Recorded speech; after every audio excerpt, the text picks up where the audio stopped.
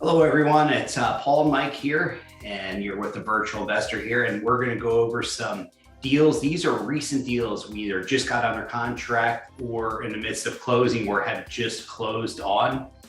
And I'm going to hand it off to Mike here. He's going to go through the numbers. We're just basically analyzing exactly what we're doing, what we're thinking when we're bidding on these things and how we come up with our numbers and our exit strategies. And at this point, I'll hand it off to you, Mike, to start running with this first property here. Yeah. So hello, everybody. And, today we're going to cover probably like 3 or 4 properties. So we're going to start off with the first one. It's an auction property that we've purchased it through the site Williams & Williams, a smaller auction site. And it's in central Pennsylvania here in East Freedom, PA.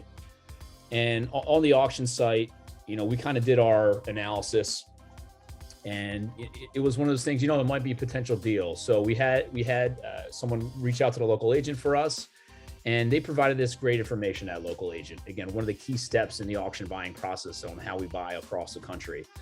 And, with that, the photos of the online auction site were limited, but based on what we saw, it made sense. It looked like a good deal. And what the agent ended up doing is, I'll click on this drive here, see if we can see some pictures on the property, Paul. That sounds good here. And I just want to reiterate what you said too about how important it is to talk to the agent. That is the local expert. That's the expert in the market. They won't know more than us not being in that market, right? So that's what Mike and I leaned on here, because initially our thoughts were different on this property than the feedback we got from the agent, right? Yeah, I mean, one was on the fixed up value and the as-is value. We thought it would be a little bit less. And then 2 is we had probably 10 to 12 pictures we were going off of online. Yeah. This is from the agent here. They went through everything, and they start with the basement. They even provided electrical panel. I'm not going to spend a minute on each property or photo here, but kind of give us a quick look. You got a small toilet in the basement too, if you want.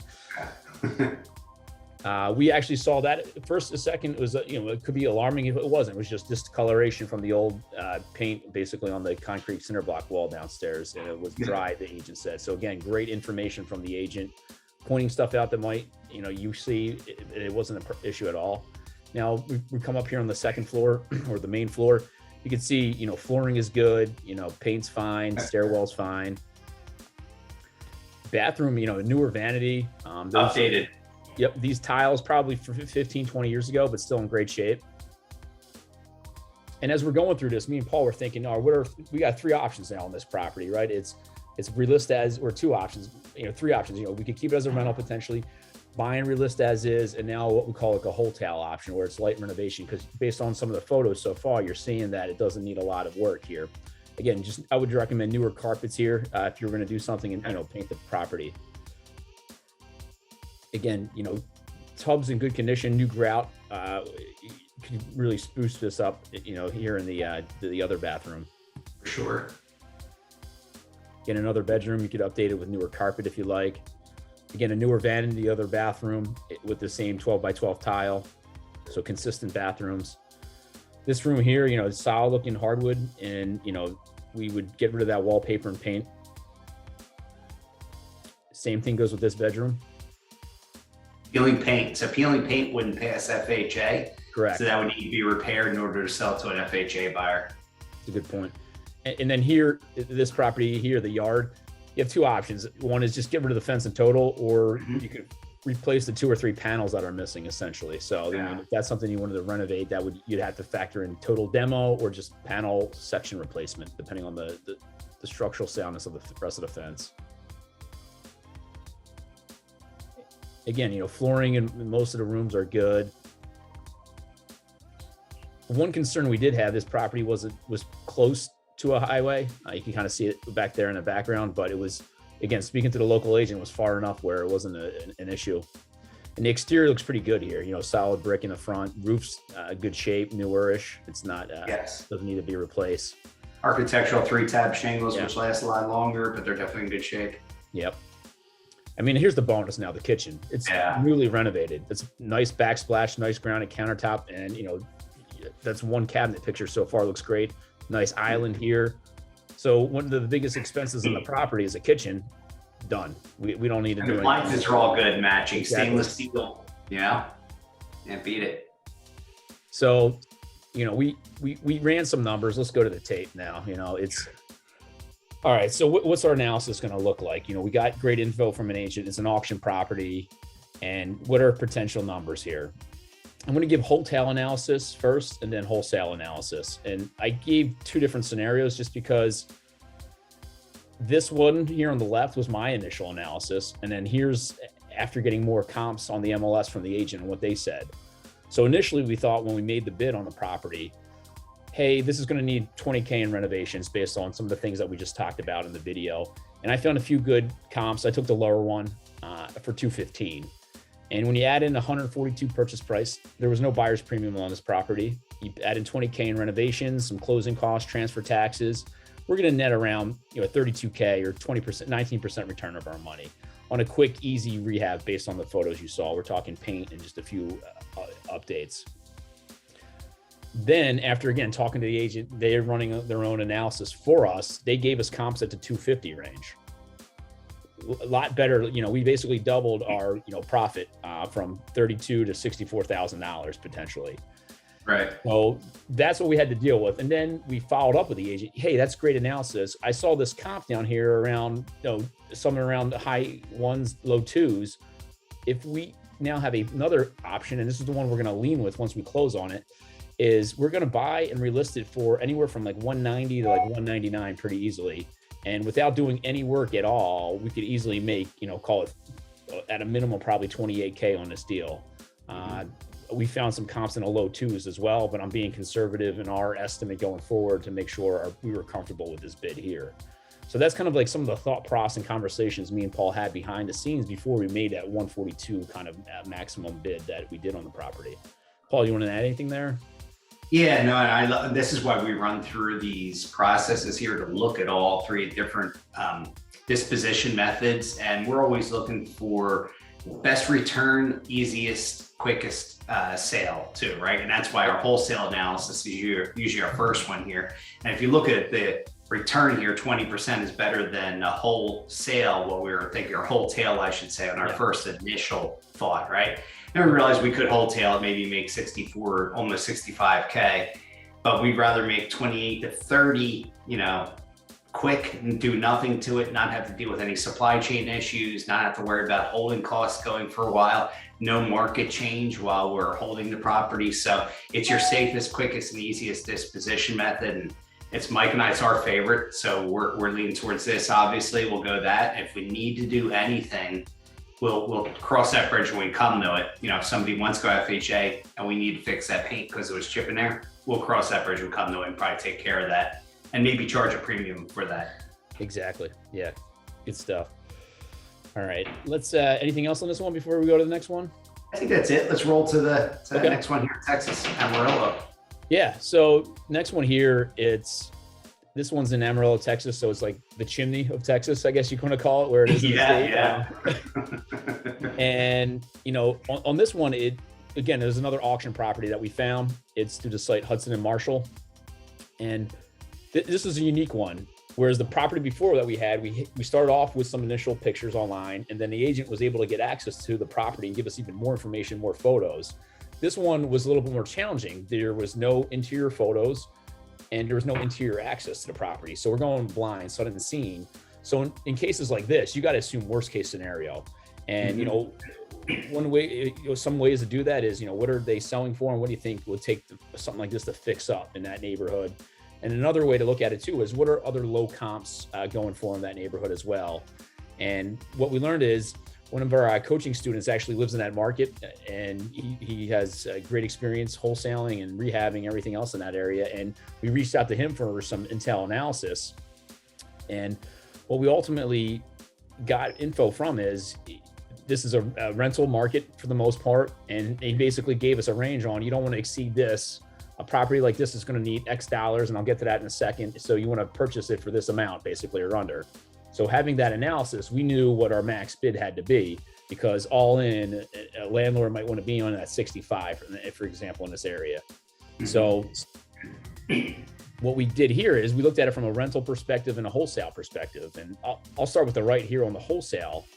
Again, in that area, talking to our local expert and us looking at the numbers as well ourselves, we knew that worst case, a landlord would want to probably buy this for 65 in that area, and they probably put 30K into that property. So they want to be all in maybe for just under 100 there. So we knew that, hey, if we win it, again, there's no buyer's premium on this one. If we were all in it, we purchased it for 49.5, and if we just take it down and then do a double close, or find a buyer shortly thereafter just by marketing ourselves, we could net about, call it 12.5 on this property. Typical wholesale fee property. What was that, Paul? Typical wholesale fee that we look to get on something like this. Yeah, exactly. And then what's another scenario? Would it make sense if this is something we want to keep as a rental in that area for say, right? And we knew that, all in, if we were at 49, add 30 in renovations, and then rents were going from 1,000 to 1,200 a month. So I just took the midpoint there. This is what it looked like on a cash flow analysis. We're not assuming any kind of like cash out refi here yet in this analysis, but it's just a high level, is that a good return if we just, bought it for cash and had to hold it with cash for a little bit? So just, again, two different analysis here on a property, and completely different, where on this second property here, we had no access to the interior at all. We're kind of more going blindly, and we just assumed the worst case and talked to our folks that we had in our network around there. Yeah, and that's key. Like, luckily we had, if we didn't have one of our students down there, we may not have pulled the trigger on this and bought, because he gave us good information what the values would be, probably what people would pay for it. And knowing that it is a rental market, you're going to have a good amount of people that would buy it to buy and hold, right? And the rents are pretty good and pretty strong in that area. So worst case scenario, what we could do too is, if nobody wanted our number, we could renovate it, rent it, and then sell it as a turnkey rental to somebody, right? And we could potentially sell it for a premium, because those buyers pay a premium for those properties. We wouldn't manage it. We would have somebody else manage it professionally there, so we could just turn it to them and they would be able to purchase it that way. Yep. Yeah, good point. But wholesaling is be our key on this one. We prefer to do that. Yep. And that is going to be plan A on this case as well. So, again, even if you didn't have a local friend like we did in the market, it'd be no different than the first property. We would talk and find a local expert agent to work with as well and get that information. So just made us, a little easier, this process, just because we had, local, call it town in the area. Mm-hmm. So let's shift gears to the third property, and I should say properties in this scenario here, right? Where one of the things we teach here is, it's just not auctions that we go after. We find wholesalers in different markets across the country that we're interested in and get on their list and, acquire properties from them. So this example here is actually from a wholesaler. It's not from an auction company. And they presented to us 4 properties in Clearwater, Florida. It's just north of Tampa on the Gulf Coast there, in that section of Florida. And there were 4 duplexes, so 8 doors in total.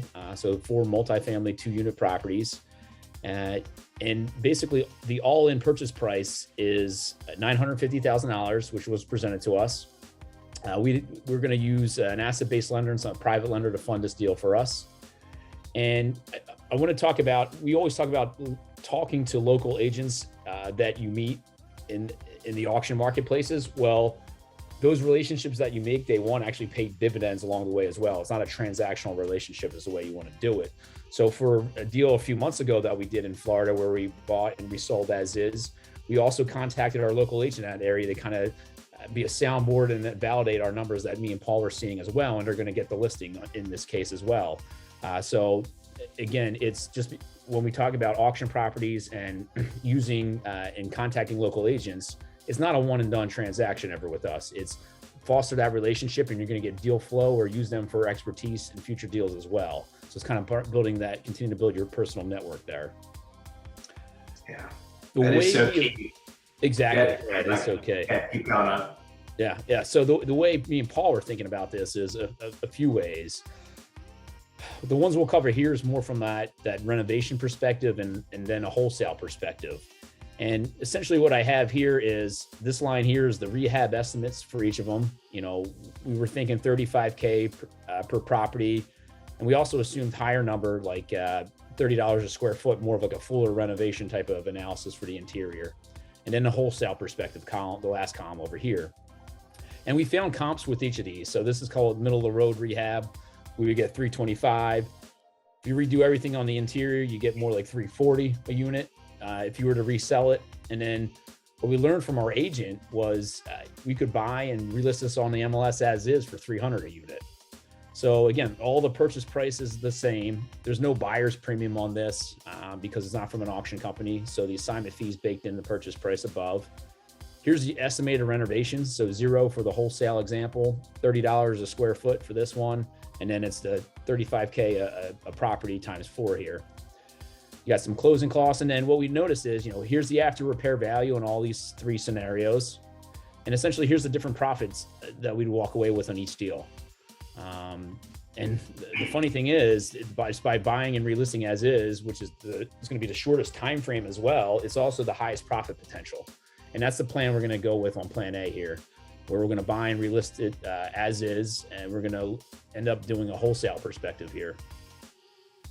Paul, do you want to add anything to that? Yeah. And I want to talk about what you had talked about initially with how this all kind of came to fruition here, how the whole circle life, you could call it here, how things go. But a wholesaler, like that was our target, right? Our wholesaler is who brought these deals. The agent that we brought in, we actually found through an auction company, right? When an auction property was, there was another wholesale. I can't remember. There's another wholesaler actually, yeah. Another wholesaler, right? We bring him in, we find him and bring him into this deal here. He just verifies our numbers for us. Mike and I knew the numbers, but we wanted them verified by third-party people that aren't biased like we're being potentially. So we just want a separate set of eyes. And David came in, he took pictures of everything too. Gave me a couple of scenarios here where he's like, we could definitely sell it. He has investors that would buy it, but if we were to not list it on the MLS, they would come in with low ball numbers. So he wants us to list it to force the action of the people to come up with higher numbers and stuff. So, which I totally get, because Mike and I would low bid the same thing if we were out there trying to find these properties. So, I mean, this whole cycle, like how it comes here with using these different agents, it's so important. Agents are the most vital. They're really the glue that keeps our business together. It's just to verify our numbers for us. Yeah. And the renovations thing needs, we don't want to do them. They do need renovations. Not all of them so much. Some just need some basic stuff. Some need a little bit more extensive because they've had the tenants in them for a while.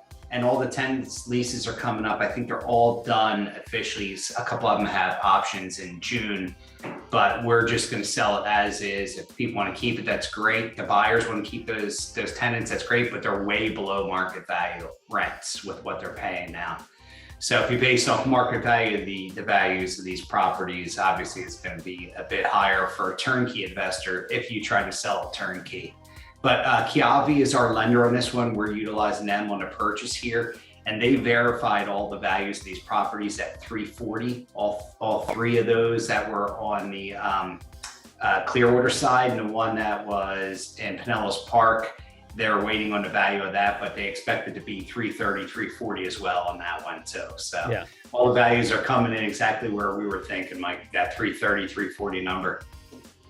Yeah, it's a good point too, Paul. 3 of the properties are on the same street. So if someone were to do a rehab, it's a lot easier project because you just bang, bang, bang all right there in a row. And it's a lot easier to manage for someone going forward if they want to have all their properties in one location.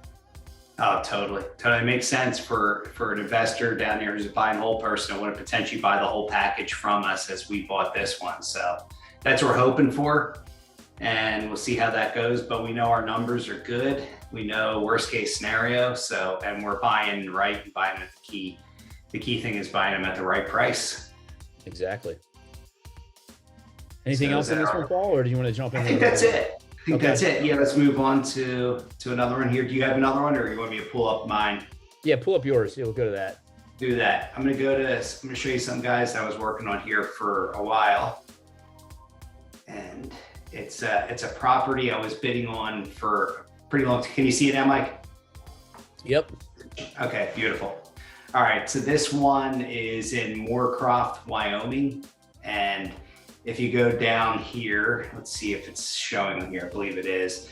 I was bidding this thing when it was with Hudson and Marshall. It's not showing on this one. It might be showing on, here we go. It's on this one. Sorry, wrong property.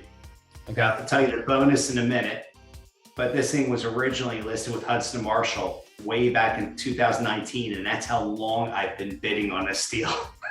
So it's now 2022. I finally won it in 2022 this past month.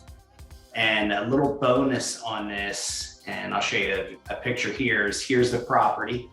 This is what I thought I was buying, this one here. It turns out this is a part of the, the art of the sale as well, this property here. So it's a 2-bedroom, 1-bath right here. And this is a 5-bedroom, 3-bath right here. Both are double wides. This one's around 856 square feet. This one is 2,000, I think 500. It's pretty good size, 2,350. It's a pretty good sized property. 2 separate parcels that are on one deed. So all I'm gonna do is get it 2 separate deeds, separate them, this on one parcel, this on another, refinance both these properties here, and then just hold them as rentals. Can't remember what the original price was when I first was bidding on these properties here. And I'm not sure if this is going to show me what it was back in the day. It doesn't look like it's going to show me price history here. So it's Wyoming, so they generally don't show that stuff, just like Texas doesn't. So the price point was well over what I paid. I ended up paying $94,000 for these properties, both of them here. The right one, this one needs extensive renovation. This one does not need a whole lot. This is going to need probably 10 to 15. This one will probably need 40 to 50K range to get it totally up to rentable. But then I can, the value of this one's around 175, and the value of this one's probably around 250, 275. I know Zillow has a little higher. I don't know whether it's actually going to get to that 294 or not, but there's nothing else in the market. So there's a chance it will. And here's the other property, right? This one is the smaller one, built in 1966. But at the very least, I can pull cash out of both of these, potentially put some in my pocket, still cash flow rent these properties. The 2-1 should rent for right around $1,000, maybe slightly more. And a 5-3 is probably going to be in a 15, 16, maybe even a slightly higher, depending on how nice I renovate it as far as rental value. So pretty good value here. And Moorcroft is about 20 minutes outside of Gillette. So it's not too far outside of the major city. And you see it's, pretty nice little properties. This one nowhere near as well kept as this one. Turns out this was the parents living here. And then this was a young family living here. The son, I think daughter-in-law and their kids, and this place was a pigsty, but it was a bargain. So I get lucky every once in a blue moon. You run into something like that where you get a bonus. You get 2 properties for the price of 1. And shame on the bank for not separating them and sell them separately. But at the bank's detriment, that's to our good fortune, luckily for us here. Yeah, it's nice to get a surprise on the positive side, whereas like whenever you rehab a property, there's usually a surprise and it's never on the positive side. No, as we're running into with that property in Illinois, right? Yes, where that's right. Yes. That hot water heater, the flooring, mold, and that's gonna come out beautiful. We'll probably still make money on it, just not as much as we originally wanted to make on the property. Yeah, but by adding square footage, we might be able to sell for more too. So we'll see how that goes. Yeah. Yeah, and we got pictures. We'll probably do that in our next deal review. We'll talk about that property. But yeah, we relayed out the contractor's been actually really, really good. We've given information, taking pictures, showing it to us, and explaining how you can expand the master bedroom a little bit bigger, separate the laundry portion of that room there, and make a new bathroom in there. Fix the structural issues. Weren't really structural issues per se, just moisture was getting in and causing problems that would have decayed and rotted over time and caused mold. So we're taking care of all those things, and it should sell pretty quick. It's gonna be a really nice property, new kitchen, new bathrooms, new appliances, new flooring, new paint, new everything throughout. I think we might even have put some new windows. I can't even recall on that. We did. Yeah, there were some broken ones. Yeah, so we basically, we converted that one from a wholetail to like a full rehab at this point. Yeah, we're hoping to wholetail it. Now, sometimes you go in hoping you could just wholetail, and then you find out there's more things that you need to take care of than you originally planned. So just roll through it, take care of those things, and we'll still turn out we should make money and be fine on it, just slightly less than we were anticipating. But you never know how the market goes. It could end up being a bidding war, and we can end up doing pretty darn well still. Yep. So we'll see on that. That's our total deal review, Mike, right? Those are all the properties we have. Yep, that's all we have for this time. Yeah. Beautiful. We'll come together with some more next week. We just had one of our students win a bid today in a property in Maine, right? So Yep, that's right. maybe we'll go over that one too, if that one's all approved by the bank on there. And we'll just keep doing these deal reviews, keep you guys up to date as to what type of properties we're getting, how we're coming up with our numbers or analysis, that hopefully it helps you guys. And if you have any questions, definitely feel free to reach out to us at reauctionacademy.com. You can reach out there, email Mike will get in touch with you and me if need be. And we'd love to have you join us and become students here. And we do joint ventures with a lot of our students, as Mike can attest to. And we're doing joint ventures with actually quite a few of them right now. That's right. On different properties. What better way to learn than learn with us? So we'll help you walk you through those steps and hopefully make it a little smoother result for you guys and make it a better deal for you. And using our expertise, we've been doing this for a long time, 22 years for me. Mike's been there at least 15 years doing this, right? Yeah. So a long time that we've both been in this business doing, actually probably longer since you owned that duplex in Philadelphia, Yeah, right? 06 for me, yeah. Yeah, long time ago. So talking 16 plus years for Michael and 22 years for myself. So we got a lot of knowledge, and we've seen and done almost everything. We've been the first really virtual wholesalers in the market out there, buying all over the country, buying 44 out of 50 states. So we're going to toot our own horn a little, but we do teach you guys how to do things differently. We teach you how to do this without marketing costs. We show you how to build relationships with not just the banks and REO agents, but regular realtors too, wholesalers. You don't ever want to leave any stone unturned. And we want to help you guys find as many deals as possible, because you never know where the next one's coming from. And when these deals don't cost you anything, it's just great. Yeah, absolutely. That is awesome. All right, guys. So we'll probably catch you in the next week or so with our next video.